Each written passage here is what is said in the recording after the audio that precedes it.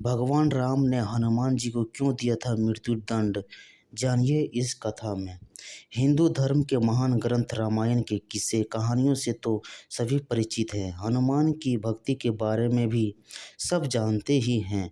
वो प्रभु राम के सबसे बड़े और प्रिय भक्त थे। फिर ऐसा क्या हुआ कि श्री राम हनुमान को मौत के घाट उतारने के लिए तैयार हो गए। यही नहीं, जब हनुमान जी को मृत्यु प्राप्त नहीं हुई तो उन पर ब्रह्मास्त्र से प्रहार भी किया। एक बार सभी महान संत और ब्राह्मण गण सभा में उपस्थित हुए।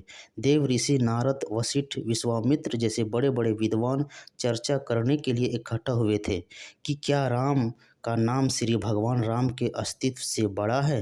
संकट मोचन हनुमान भी इसी सभा में मौजूद थे, लेकिन वो कुछ बोल नहीं रहे थे। चुपचाप मौन अवस्था में वो मुनिगुणों की चर्चा को ध्यानपूर्वक सुन रहे थे। नारद का मत था कि भगवान राम का नाम स्वयं भगवान राम से भी बड़ा है और ये साबित करने का दावा भी किया। अब चर्चा समाप्त हुई तो सभी साधु संतों के जाने का समय हुआ। नारद जी ने चुपके से हनुमान को सभी ऋषियों का सत्कार करने के लिए कहा, सिवाय विश्वामित्र के। दलील ये दी कि विश्वामित्र तो एक राजा है।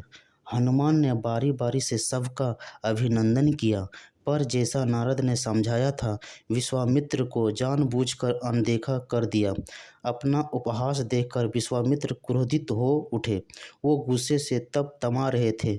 विश्वामित्र ने राम भक्त हनुमान की इस गलती के लिए मृत्यु दंड देने का वचन लिया। भगवान राम हनुमान से बहुत प्रेम करते थे, लेकिन विश्वामित्र भी उनके गुरु थे। गुरु की आज्ञा न टल जाए, इसलिए राम ने हनुमान को मृत्युदंड देने का निश्चय कर लिया। हनुमान को जब इस बात का संज्ञान हुआ कि श्री राम उसे मारने आ रहे हैं, तो वो कुछ समझ नहीं पाए कि ऐसा क्यों हो रहा है। तब ऋषि नारद ने उन्हें राम नाम जपते रहने की सलाह दी। एक वृक्ष के नीचे बैठे हनुमान जय श्री राम का जाप करने लगे। राम धुन लगते ही वो गहरे ध्यान में लीन हो गए। भगवान राम जब वहां पहुंचे तो हनुमान पर आक्रमण हेतु उन्होंने तीर चलाना आरंभ कर दिया, पर राम नाम में लीन पवन पुत्र का एक बाल भी बांका ना हो सका। जब श्री राम ने ये देखा तो वो असमंजस की स्थिति में पड़ गए। उन्होंने मन ही मन में विचार किया कि जो भक्त मेरा नाम जप रहा है, उसकी मैं तो क्या कोई भी कुछ नहीं बिगाड़ सकता। अपने तीर विफल होते देखकर भगवान राम ने कई अस्त्र भी आजमाए, पर हनुमान के आगे सब विफल ही रहे, क्योंकि श्री राम को अपने गुरु का वचन का पालन करना था। भगवान राम ने फिर प्रलंकारी ब्रह्मास्त्र का प्रयोग किया।